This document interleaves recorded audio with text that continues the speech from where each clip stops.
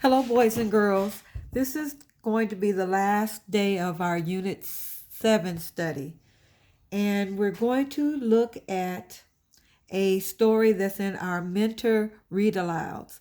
Now, this book is in your Benchmark Advanced assignment, so you can go back and look at this story yourself. It's here, Mentor Read Alouds, and then in the book, you're going to go to the story of the White House. Have any of you ever wondered, where does the president live? Well, this story is going to talk about where the president lives. The presidents of the United States have lived in the same house since, well, we're going to find out the first president that actually lived in this house. This is called the White House. The story is called The Story of the White House. And we're going to find out information about, yeah, you guessed it, the White House. I want you to think about some question you might have about the White House. Have you ever heard of the White House? Well, in this story, you might get some of your questions answered. And if you haven't heard of the White House before, you will today. Now, as we are reading, and again, this book is in your Benchmark Advanced Assignments. You can go back and look at it. Again, I want you to notice that on this page, we see a map. And it's hard to see, I know, but this is a map of the United States. And this little blue area is showing you where the capital of our country is. And that capital is Washington, D.C. It's not a state, it's just a city. And this is where the White House is located. Our current president, President Trump, does live in this White House. And then our former president, President Barack Obama, lived in it when he was president. Let's see and learn about the story of the White House.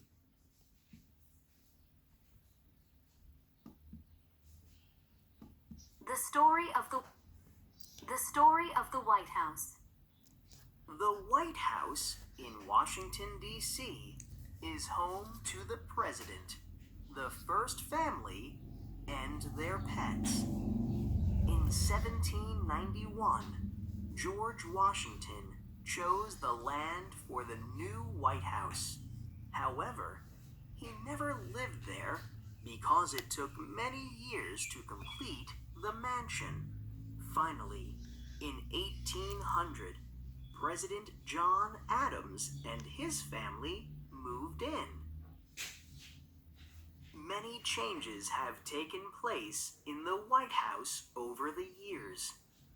About 200 years ago, a fire burned much of the White House. Many rooms had to be rebuilt. The late 1800s brought major improvements. By 1853, bathrooms with hot and cold water made life easier for the president and his family.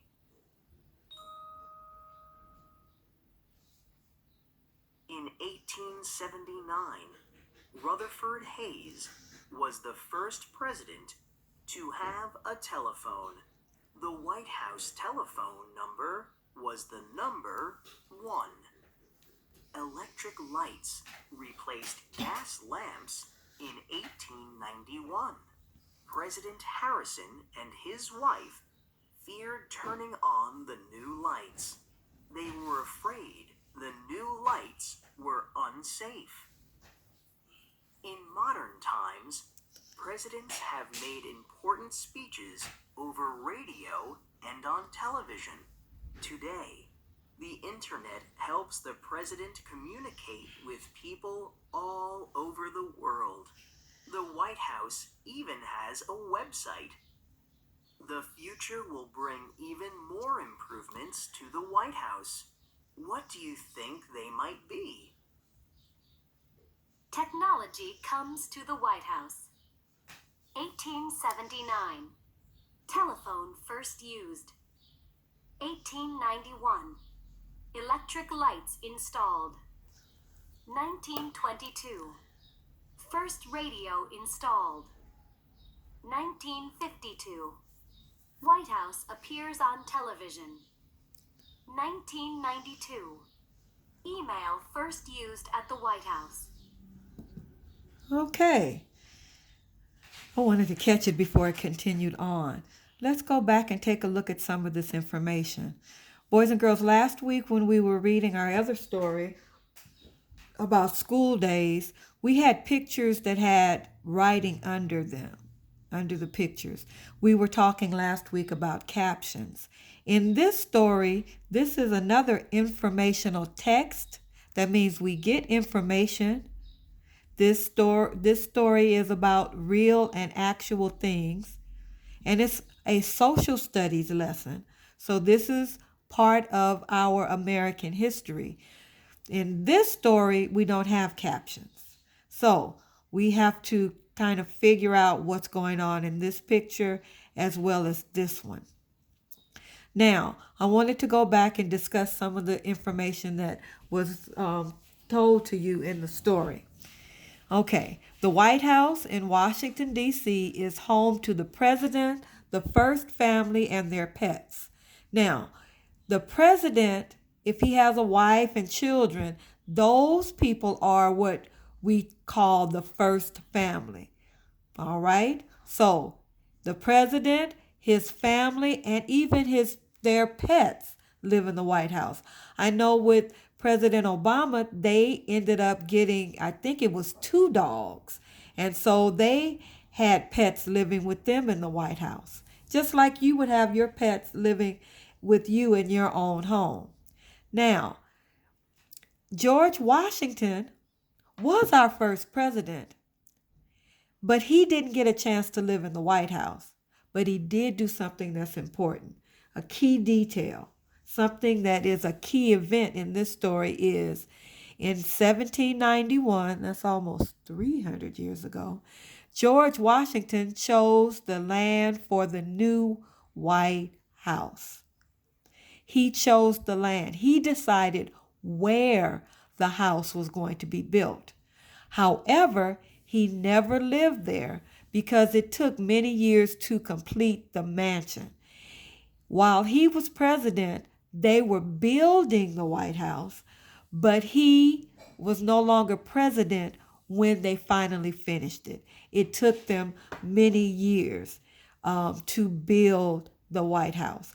And it was so big, and it continues to be this size. It's so big until it's just not really called a house, although we call it the White House. It's really a mansion because of the size of it. The president that did get a chance to live in it for the first time was President John Adams, and his family, they were able to move in. Now, this is a picture of an unfortunate time in our history when the White House actually burned. It caught on fire and burned. Many changes have taken place in the White House over the years. About 200 years ago, in about 1841, a fire burned much of the White House. Many rooms had to be rebuilt, so the entire house didn't burn down, but many of the rooms did. So the house had to be rebuilt. And in the late 1800s, some more changes were made. The late 1800s brought major improvements. That means they made some big changes to the White House. By 1853, bathrooms with hot and cold water made life easier for the president and his family. Well, you might be thinking, oh, I have hot water in my bathroom at home. That's no big deal. But back in the 1800s, that was a real big deal. That was really important. That improvement for them was marvelous. It was wonderful because they didn't have that before. So that was a big improvement for the White House, and the president and his family could be comfortable. Now, when you get a chance to look at the book, and you'll be able to see this closely, you'll be able to see that this is a picture of furniture and how the White House used to look.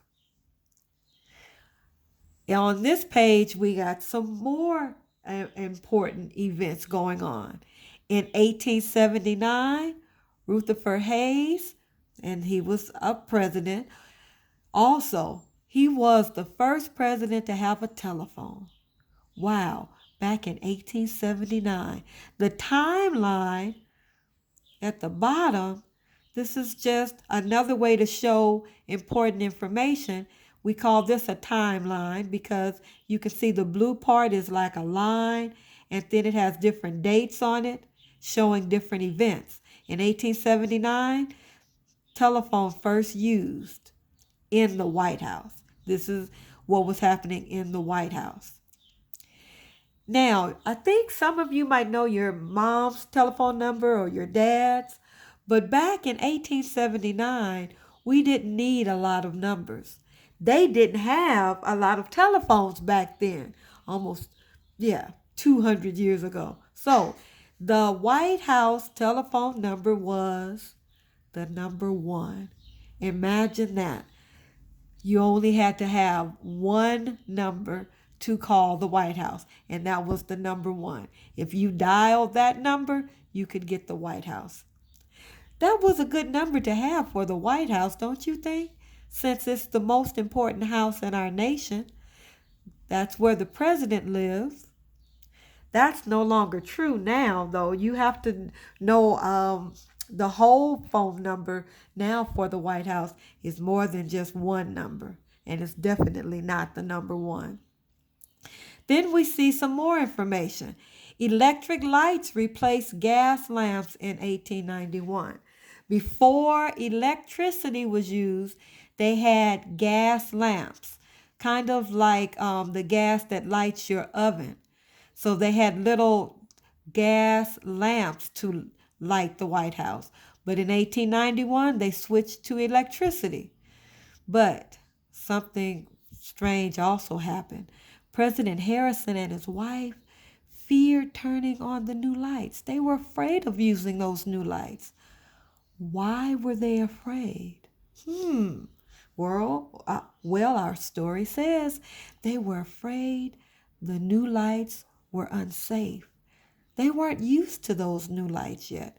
They didn't know if those new lights were going to cause a fire, like what had happened before in the White House. So they were concerned. They didn't really want to use them because they didn't know if they were safe to use. But as they continued on, and I'm sure people let them know, they're safe. They're not going to cause a fire. They started using them. This is a picture of one of the first electric lights that was installed in the White House back in 1891. Okay, now I'm going to look down here at the timeline. First radio installed. Most of us don't use a radio unless we're in a car. Radios used to look like this back in 1922. They got a lot smaller over the years. And in the year 2000, they are very small. But like I said, most of us don't even use a radio. We use our phones or we use our radio in our cars.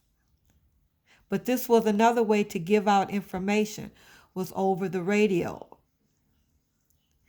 In 1952, this was the first time that the White House was on television.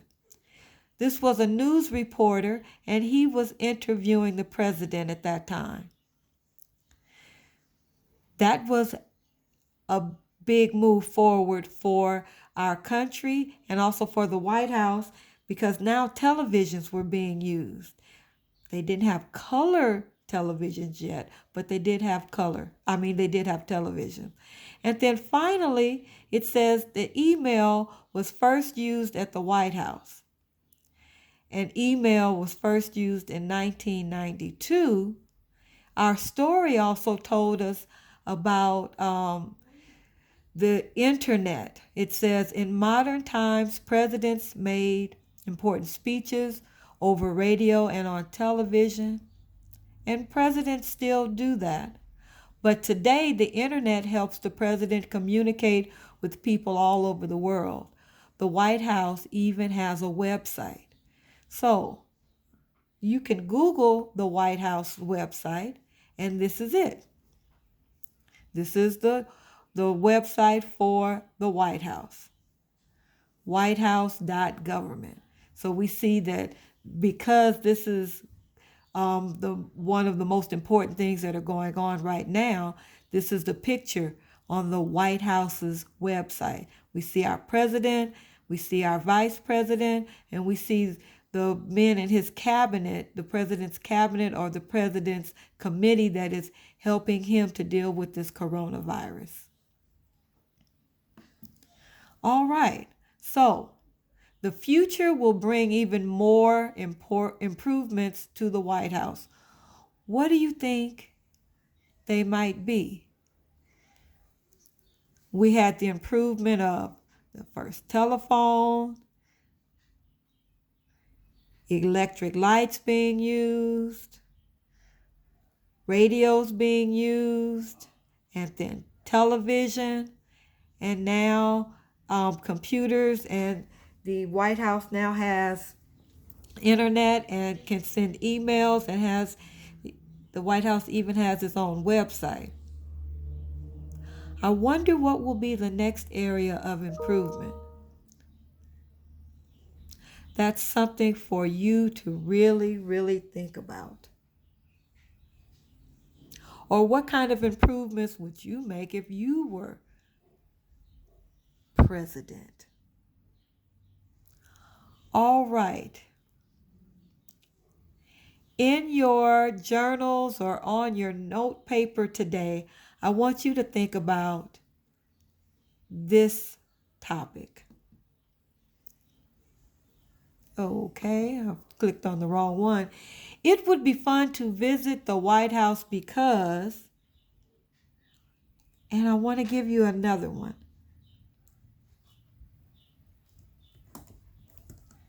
If I don't like that font. But I'm going to use it. I'm just not going to have the colored font.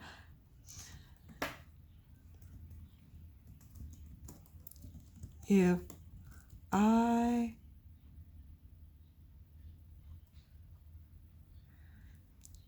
became president, I would, let's just have you write about what you would do if you were president. All right, so your writing prompt. You can choose which one you want to do. Just do one. It would be fun to visit the White House because, or you can do the second one. If I became president, I would, and then tell us what you would do. There is not a place in your shared writing book for this, so that's why I'm asking you to write it on a separate sheet of paper. Some of you showed me that you have the spiral bound notebook like I do. If you have that, you can do your writing in there. And boys and girls, don't forget this week to send me evidence of your work. All right, that's all for today. Take care and be safe. I'll see you next time. Bye.